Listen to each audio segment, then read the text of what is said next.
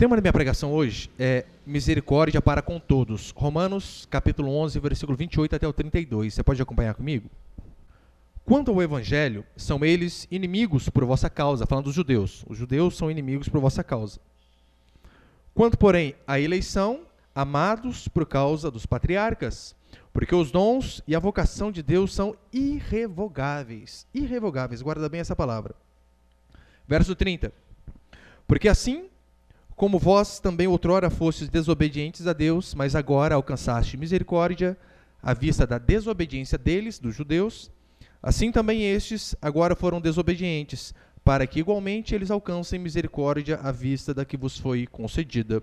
Porque Deus a todos encerrou na desobediência, a fim de usar de misericórdia para com todos. Olha para cá agora, por favor. É interessante esse verso 32. Deus encerrou a todos na desobediência para usar de misericórdia para com todos. Na última semana, eu falei que o nosso Deus, e é o que Paulo vem explicando aqui, sim, ele é um Deus que faz o impossível. Tanto é que Paulo diz, olha, os judeus eles foram retirados momentaneamente, eles tropeçaram, mas o Senhor um dia irá enxertá-los de novo na videira. Para mostrar que se Deus ele pegou nós que éramos ímpios e nos trouxe para o caminho de Deus, ele pode muito bem sim fazer aqueles que já eram escolhidos, ou seja, aquela nação voltar para os caminhos do Senhor. E eu disse que realmente não é impossível isso para o Senhor. E eu terminei dizendo que a grande função do Messias, como Paulo nos explica aqui, e toda a Escritura vem ensinando, que Jesus ele veio para nos libertar do nosso pecado. É por isso que ele é o libertador. Libertador no sentido, né? Imagina uma pessoa que está escravizada por alguém, e então chega alguém mais forte do que ele, e vai e rompe aqueles grilhões, e quebra aquelas algemas e liberta. Foi exatamente isso que Cristo veio fazer, mas não de forma literal, mas em relação ao pecado. O Messias veio ao mundo, Jesus Cristo veio ao mundo para nos dar libertação contra o pecado. Jesus não veio para nos dar casa própria, carro novo, isso você consegue se qualificando e trabalhando. Ele veio para dar vida eterna e nos libertar do pecado. Essa é a promessa do Evangelho. Salvação e vida eterna. Se você quer outra coisa, você tem que procurar um coaching. E não uma igreja. Porque essas são as promessas que o Senhor tem para mim e para você. Veio nos livrar da condenação do inferno que os nossos pecados nos aprisionaram.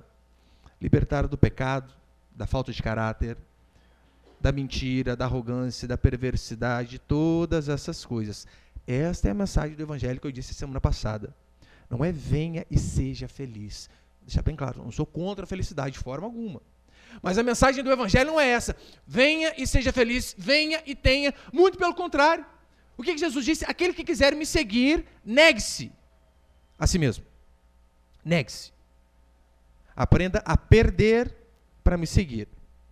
Venha e renuncie, venha e perca, venha e se negue.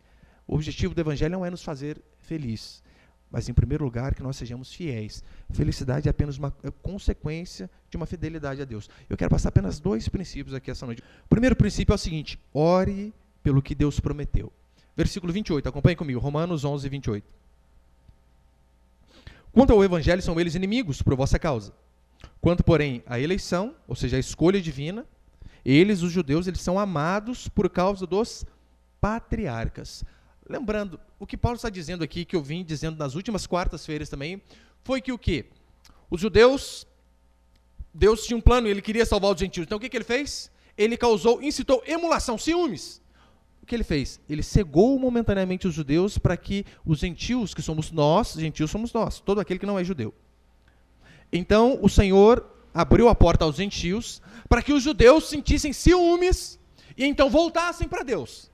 Esse foi o plano de Deus para que então salvasse a todos. E o interessante é que diz aqui, olha, que eles são amados por causa dos patriarcas. Você percebeu que não diz que eles são amorosos? Não diz isso deles. Eles são amados.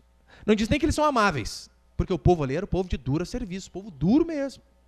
Mas eles são amados, o verbo sempre na voz passiva, mostrando que o agente é Deus. É o Senhor quem escolhe, seja judeu, seja gentil, seja negro, seja branco. E o mais interessante e importante é que Olha o que ele diz no verso 29.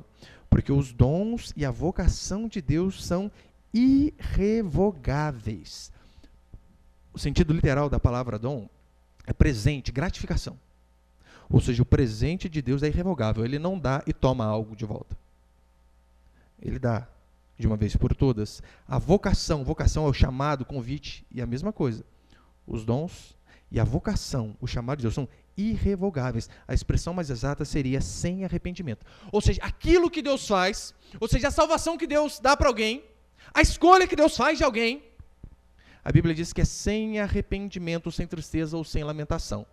Ou seja, por mais que nós venhamos a fazer caca, e Deus fica triste, óbvio, e Deus nos punirá com toda certeza do mundo, Deus vai punir, porque Deus pune os filhos, mas em nenhum momento diz a Escritura que o Senhor nos arrepende de ter escolhido, de ter nos escolhido. Nenhum momento, jamais, você vai encontrar esta justificativa ou essa afirmação na Escritura. Então Paulo vem explicando, olha, os judeus temporariamente ficaram cegos, porém eles ainda são amados por causa dos patriarcas. Pastor, o que a gente aprende disso de forma prática na nossa vida? Você percebeu? Os judeus, eles foram fundos no pecado. Eles erraram, mas erraram muito. Eles mataram o Salvador, o autor da vida. Mas mesmo assim, por conta de um compromisso, de uma promessa que Deus tinha para eles, Deus disse, eu ainda vou restaurá-los. Sim, eu ainda vou dar outra chance para eles. Por quê? Porque eu prometi. Ora, e é nisso que eu e você temos que colocar a nossa esperança também. Naquilo que Deus tem prometido.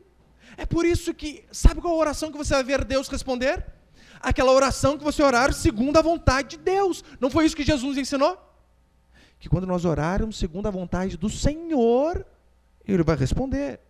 É por isso que às vezes alguns perguntam para mim, pastor, nossa, meu casamento está acabando. O senhor acha que é a vontade de Deus eu continuar no casamento, meu casamento ser restaurado? Eu falo, é óbvio que é, porque é o que está na Escritura. Deus não criou famílias para ficar fragmentando elas. Mas a ilustração que a Bíblia dá sobre a união do homem com a mulher é a ilustração da união de Cristo com a igreja. Então você pode e deve orar. Pastor, mas minha esposa foi embora, meu marido foi embora. O que eu faço? Ore! Porque família, casamento é algo que está nos planos divinos. E se nós orarmos segundo a vontade do Senhor, é a certeza que nós vamos ter a nossa oração respondida. Pode não ser no nosso tempo. Aí é outro detalhe importante. Pastor, mas eu estou orando há tempos. O tempo eu não sei. Mas se você está orando algo que é a vontade de Deus, mais cedo ou mais tarde o Senhor vai fazer. É o que Ele diz em sua palavra. Imagina, você é um homem, você é o cabeça do seu lar, e você está desempregado, ou o seu salário é bem pouco, e você tem esposa e filhos para criar. Como você deve orar? Senhor, tadinho de mim. Não. Ore aquilo que a palavra diz. Ore, mostrando para Deus aquilo que Ele mesmo prometeu. Chega diante do Senhor e diz para Ele, Senhor, mas o Senhor ordenou que eu trouxesse a provisão para dentro da minha casa. Eu não estou conseguindo, então eu peço que o Senhor possa ter misericórdia da minha vida e cumprir aquilo que o Senhor prometeu. Você percebeu a diferença de colocar Deus na parede e, de fato, clamar por aquilo que Deus prometeu? Que tem alguns pastores que dizem, põe a Deus na parede! Não, não é assim. Nós vemos aquilo que o Senhor prometeu e clamamos com a boca no pó de joelhos, dizendo, Senhor, o Senhor prometeu, então cumpra isso na minha vida. É assim que nós devemos fazer, é assim que nós devemos orar. Não foi isso que o Senhor ordenou? Por que eu oro, meu irmão, todo dia para a igreja crescer, e eu tenho certeza que vai crescer, ainda que não seja no meu tempo? Eu tenho certeza, sabe por quê? Porque é o que a Escritura diz. Olha o que o Senhor nos diz. É grande a seara, mas são poucos os trabalhadores. Clame ao dono da seara para que envie trabalhadores. Então estou lá todo dia, Senhor, tem um monte de gente para ser salva aí, Senhor, ajuda nós. Manda para a igreja. Eu sei que eu vou ter a minha oração respondida no tempo do Senhor, porque foi o que Ele disse para nós orarmos. Por que eu oro todo dia? Pela salvação dos meus filhos. Porque eu lembro que a Escritura diz que não é da vontade do Senhor que nenhum se perca. Então, por conta disso, eu já começo orando pelos da minha casa. Senhor, a Tua palavra diz que não é da vontade do Senhor que nenhum se perca, mas que todos venham a se arrepender. Então, já começa aqui nos 3, já vai convertendo a molecada aqui em casa. É isso que eu e você devemos fazer. Você pensa, pastor, mas eu não posso orar por um carro, meu Deus?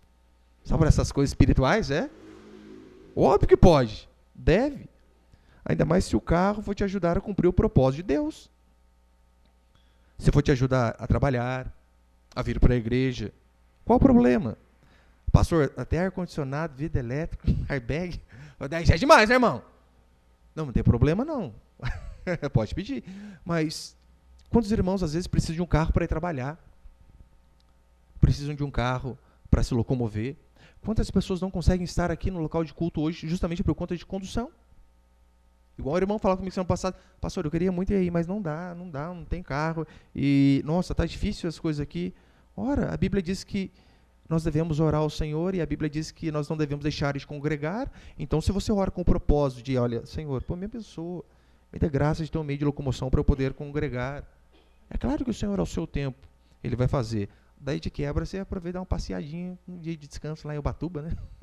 Faz parte da vida. Mas você pode, deve orar por isso. Orar por uma casa. Vai ficar a vida inteira morando de aluguel até quando, meu irmão, minha irmã? Ore, ore. É claro, tome cuidado com as motivações do seu coração também. Porque às vezes nós queremos orar, queremos ter algo para mostrar. Viu que eu consegui orando? Até espiritualmente a gente quer se vangloriar. Mas você pode orar e falar, Senhor, Deus me livre, ficar a vida inteira pagando aluguel.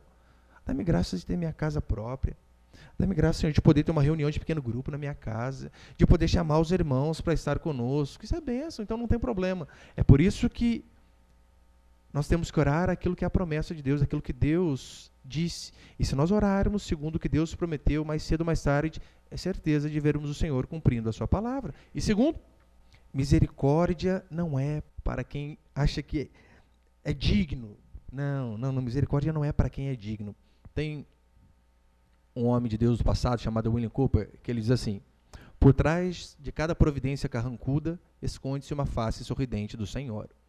O que ele está dizendo é que, olha, ainda que nós sejamos severamente punidos por conta dos nossos erros, dos nossos pecados, por trás de uma providência carrancuda, esconde-se uma face sorridente do Senhor por detrás. Se você é pai, você sabe como é.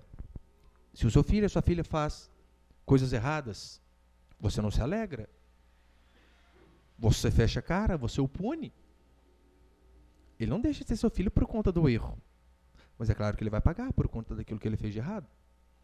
Paulo está dizendo, olha, os judeus foram desobedientes, e muito no passado. Eles não deixaram Deus persuadi-los por conta da sua palavra. Eles foram duros de coração. E a resistência deles levou à incredulidade, e a incredulidade, por sua vez, levou à desobediência. Porque assim, primeiro nós não damos ouvido à voz do Senhor, primeiro nós não deixamos nos persuadir, seja através de uma pregação, seja através de alguém, quando alguém vem e diz, quando o pastor vem e diz, olha, isso aqui está errado, você precisa mudar. E às vezes nós temos o coração duro demais, assim como esse povo, e não ouvimos. Então, por conta da dureza, nós passamos a ser incrédulos. E por conta da incredulidade, nós acabamos desobedecendo. Mas o Senhor vem e diz, mas mesmo assim, o Senhor é misericordioso para com o povo que se arrepende dos seus pecados. E essa é a história de Israel, essa é a história de todos os livros da Escritura. Você vai ver os profetas o tempo todo dizendo, olha, vocês estão em pecado, vocês precisam se arrepender, vocês precisam mudar.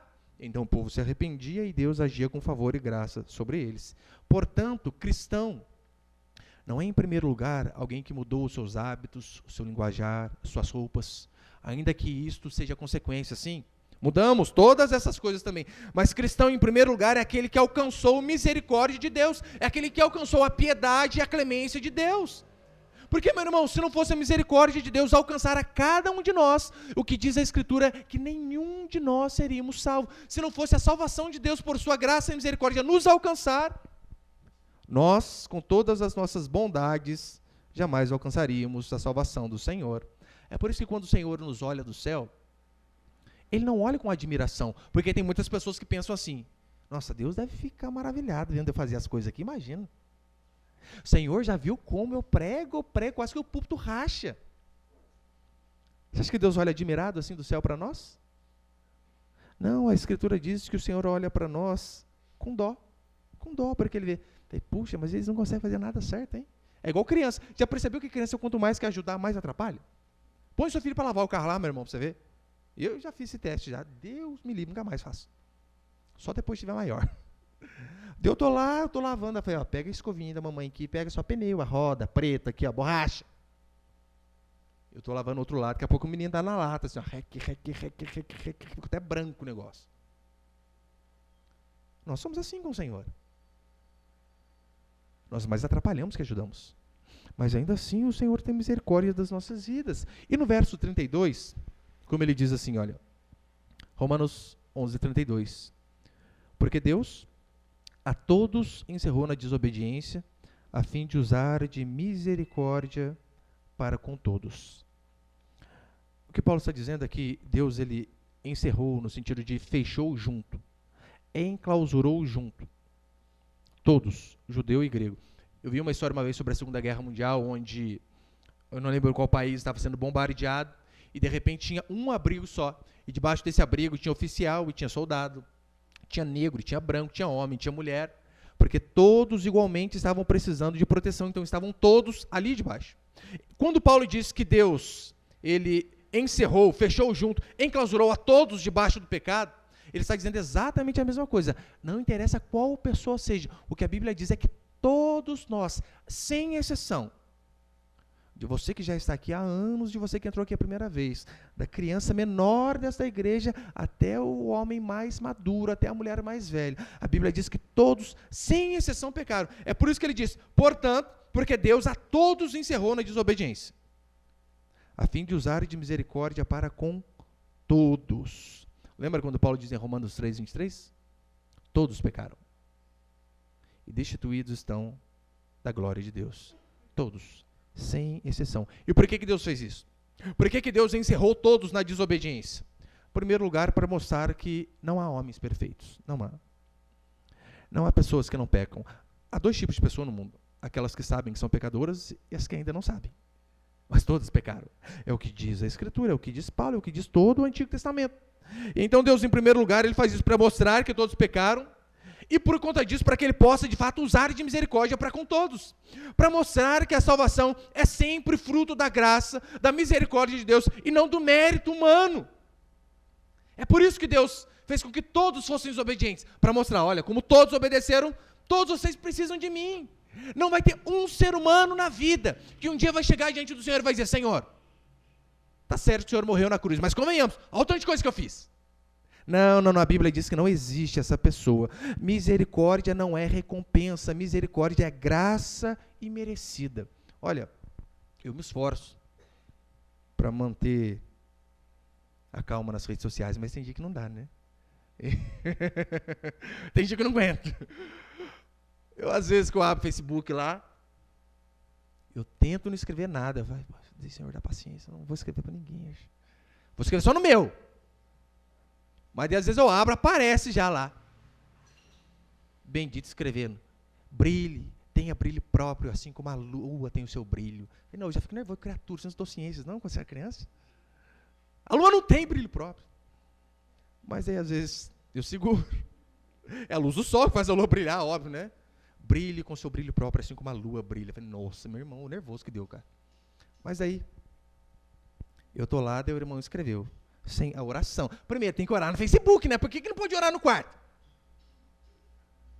Não dá vontade de escrever, Deus tem Facebook não, criatura. Vai? Não dá? O cara expõe e vai dizer, Senhor, até quando vou passar por essa angústia, por essa luta? Não, você fala, quando você resolver o problema, você avisa a gente pra gente ficar feliz, né? Em paz. Cara, mas é absurdo. O Facebook é a praça pública de hoje. Lembra que Jesus disse? Quando orares, né, não vai na praça ficar mostrando para todo mundo, não. O Facebook é a praça pública de hoje em dia. Para quem ficar orando no Facebook lá? Ora para Deus. Daí está lá. O irmão coloca, Senhor, que eu seja digno da sua misericórdia. Eu já mandei o Capitão Nascimento, né? Nunca será. Nunca. Irmão, você não entendeu nada, meu Deus, que é pregado. Nunca seremos dignos da misericórdia de Deus, jamais, porque a misericórdia é justamente um favor para quem não merece, é favor para quem é indigno, é favor para quem não fez. Sabe quando o seu filho ele obedece o ano inteiro, daí no final do ano ele fala, papai, eu obedeci bem o ano inteiro, sou digno da bicicleta. Não é assim que as crianças fazem? Passei de ano, pai, não tive nenhuma nota vermelha, sou digno. Quanto a isso é óbvio, temos que compensar. Mas você percebeu como os crentes fazem isso com Deus? Senhor, Esse ano, convenhamos, hein? Me surpreendi comigo mesmo. Ninguém é digno da misericórdia do Senhor. É por esse motivo que eu sou cristão. Sabe por quê?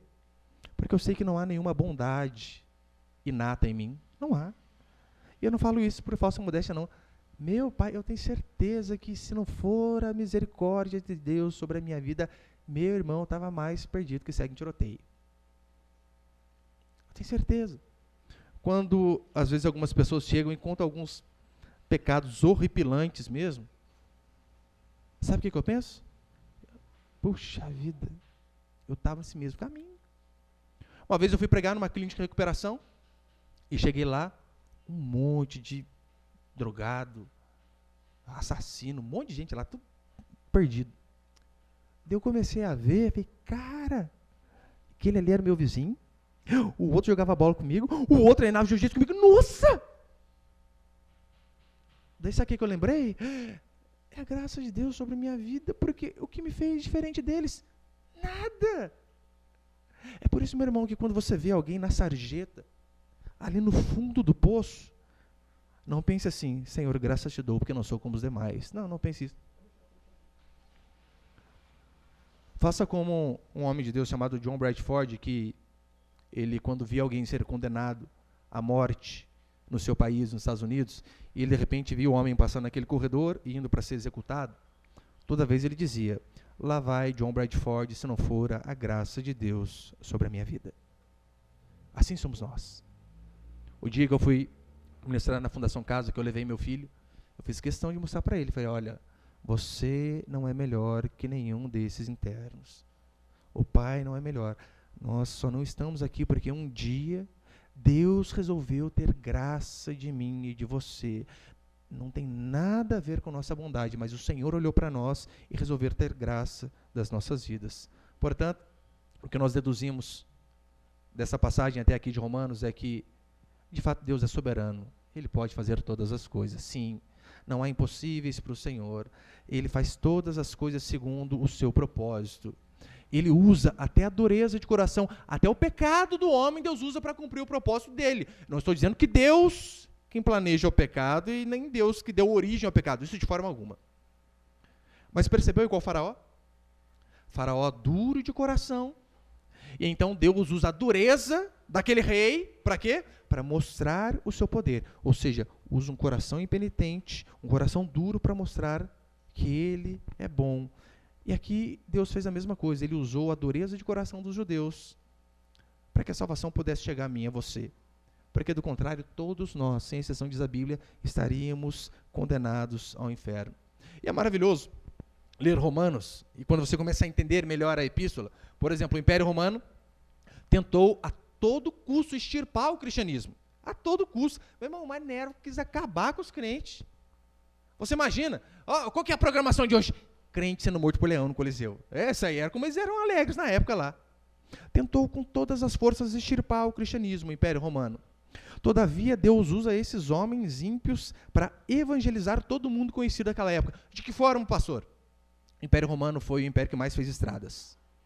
Estradas para tudo que é lado, literalmente. Foram os maiores construtores de sua época. E então, o Senhor usa a perseguição de Jerusalém, a dispersão dos judeus, a destruição do templo e as estradas dos romanos para que o evangelho pudesse chegar em todo o mundo. Consegue ver Deus usando até calamidades para que o nome dele seja glorificado? Eu lembro até hoje o testemunho que eu vi de uma mulher, já estou encerrando. A mulher, um testemunho dela, diz, pastor, eu dou graças a Deus pelas pedras nos rins. Meu Deus, quem que agradece a Deus por pedra? O negócio é horrível, né? Daí o pastor, mas por quê? Não, porque as pedras nos rins me fez saber que eu tinha câncer. Falei, o que você está agradecendo? Quem é criatura? Então, pastor, a pedra nos rins me fez saber que eu tinha câncer e eu descobri na fase inicial. A chance de cura é de 95%, disse o médico. Louvado seja Deus pelas pedras. Deus usa qualquer coisa, meu irmão, para cumprir o seu propósito. Não há crise que Deus não possa usar como solução. Não há uma vida destruída que o Senhor não possa usar. para restaurar outras vidas. Portanto, não perca a esperança, jamais, não perca. Deus encerrou todos no pecado justamente para usar de misericórdia para com todos. Portanto, o dia que você vê uma pessoa que você pensa, é aquela lá, acho que aquela lá na igreja eu não consigo imaginar, não. Tem pessoas que a gente pensa assim, não tem? Não é? Você pensou, muita gente pensou de você isso aí. Aquele lá não vai. Deus encerrou todos na desobediência, para que de fato nós pudéssemos acreditar que há esperança para qualquer um. Uma vez uma irmã falava do marido dela para mim, eu falei, nossa, está descrevendo eu. Você é igualzinho, tem jeito sim. Teve jeito para mim? Tem jeito, óbvio que tem. Então eu e você jamais devemos desistir, porque a misericórdia do Senhor pode alcançar sim seu filho, sua filha, seu marido, sua esposa, seus pais. O que eu e você precisamos fazer de fato é orar por aquilo que o Senhor tem prometido. É orar aquilo que o Senhor disse em sua palavra. É ter fé de que tudo que o Senhor prometeu vai se cumprir no seu tempo. Esperança. Saber que Deus não falha, que Deus não erra, nos dá esperança. E se eu e você de fato orarmos segundo a vontade do Senhor, o que a Escritura diz é que nós sim veremos o Senhor fazendo grandes coisas em nossa vida, na sua família, em nossa igreja e onde nós estivermos. Amém, meus irmãos?